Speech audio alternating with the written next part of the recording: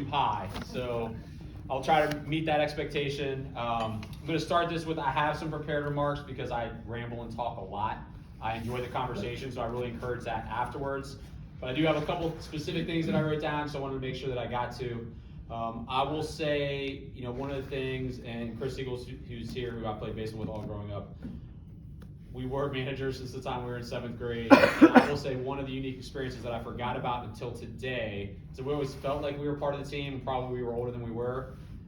We played a game down in Franklin County one time. Have you all ever been down in Franklin County? I know where that is. Right. We rolled down there, and Chris and I would routinely switch off catching bullpens. And I remember going down there as 7th graders, and it had to be a state game at this point. It was. And there were people who hated us for wearing purple and black, like just because we weren't from down there. And I remember thinking, man, is this what I'm getting into? Is this what big baseball is all about? And 6 years later, through a whole career at Lake Braddock in Northern Virginia, and understanding that sports are important, academics are important along with that, I realized that it's a big thing, maybe even bigger here than down there. We just don't pull up with 4-wheelers and gun racks on our so that was a little bit different. We won that game. We did win that game, and if I remember correctly, we were actually told to get out of town pretty quickly before we eat, I think. I can't remember, but I remember hearing that story. So, good morning, my name is Tony. I am the proud principal at Westfield High School. I started last March I think 13th, so I haven't been there a full year. Like Coach Gryle said, I am the youngest, at least high school principal in Northern Virginia, which has its perks, but it's also a lot of learning associated with that. And I'm very honored to serve that community. I feel very fortunate that I was given that position. In the same way, I'm very honored and humbled to speak in front of you all as former educators, coaches.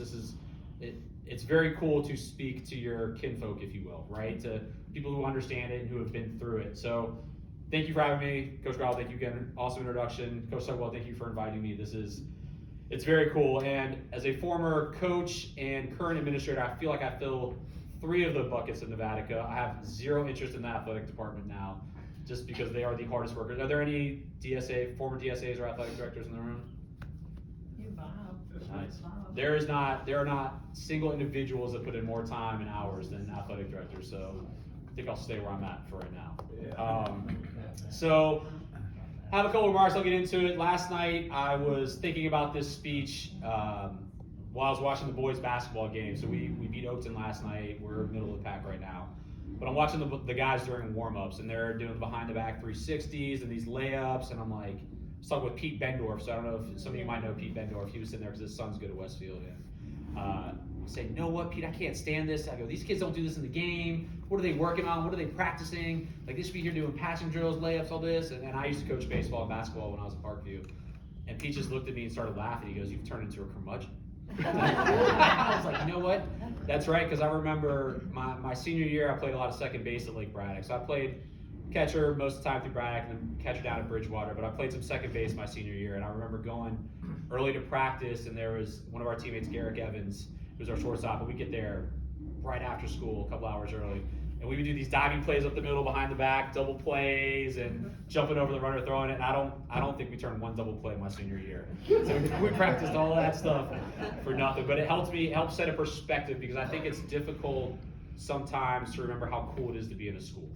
To remember how fun it is to watch students and athletes really just love what they're doing for the fun of what they're doing. They like the competition, but they like being around each other. And there's still a magic there that sometimes can get lost in education, right? Sometimes it gets lost, especially nowadays. We'll get into the current environment. So I thought about that, and so I say all that to say I've shifted my talk a little bit. It's going to be a little bit more informal.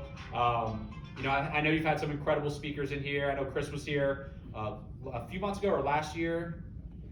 Sounds all right. Chris has spoken as a major league umpire. I know Pudge spoke here. I know LJ has spoken here. And these are all individuals with extremely cool experiences. I'm sure they have great stories. I don't find myself particularly interesting. I just feel like I've been around interesting people and I've had some unique experiences. So I'll tell you a little bit about that today. I'm going to try to stay away from stories too much, but I do have a couple. So I'll share a couple of these lessons and stories, try to give you a little bit of perspective on my take on some of the stuff that's going on in education, kind of what got me to where I am, and honestly, I would love to hear questions from you all to help set your perspective and maybe give you all a couple things to think about as you walk away. So just like any other stories, they get grander over time. Luckily, there's some fact checkers in the room. You'll hear a couple Braddock West Springfield stories. I'm sure there'll be some input on how those actually played out. But as I tell people, graduation, I know I'm the only thing standing between y'all and food, so I will be brief. I will ramble. So I'll say to this thing. So a little bit about my journey. I'm for the most part, entirely Northern Virginia, born and raised. I was born in Alexandria, lived in Woodbridge for a very brief period of time at the beginning of my life, and then we moved to 9346 Burke Road, if you all know where the Burke Nursery is. My bedroom faces the hayride every fall, and so I lived there until I moved out. Spent most of my time either on a baseball field, on a basketball court, or on the way to and from one of those places, shoveling either McDonald's or Spartans. If you all are familiar with Spartans, we used to joke it's a home-cooked meal in my house. And so that's how I spent my time growing up. I loved it. I wouldn't have traded it for anything in the world. I think I've learned so many valuable lessons, and I'll get into some of that today. I think it's worth noting that was a little bit of a different time because that was pre-AAU, and that was pre-travel teams. And there was a coolness that was built from community that I think sometimes gets lost now because you travel to these different teams, whereas we played West Springfield Little League, and I knew that I was going to see Chris and all of these other friends all the way up through the system. So it was a cool time to grow up, and I felt I'm very blessed and fortunate for that. So that's where my journey started. I do want to honor, I know this is not an acceptance speech, but I do want to honor a few people, specifically 4 people who I think undoubtedly have shaped my life and journey, have helped shape my perspective. And they are my mom, Shannon, who is not here today. She's at work. She's still with us. She's just at work. My dad, Ralph, who's sitting over here, Coach Greil, and then Coach Dave Thomas, who Coach Greil referenced. And I'll talk a little about them today. I will say they have taught me life lessons and have mentored me through experiences that I 1000% would not be able to do what I do and how I do it if it hadn't been for these people.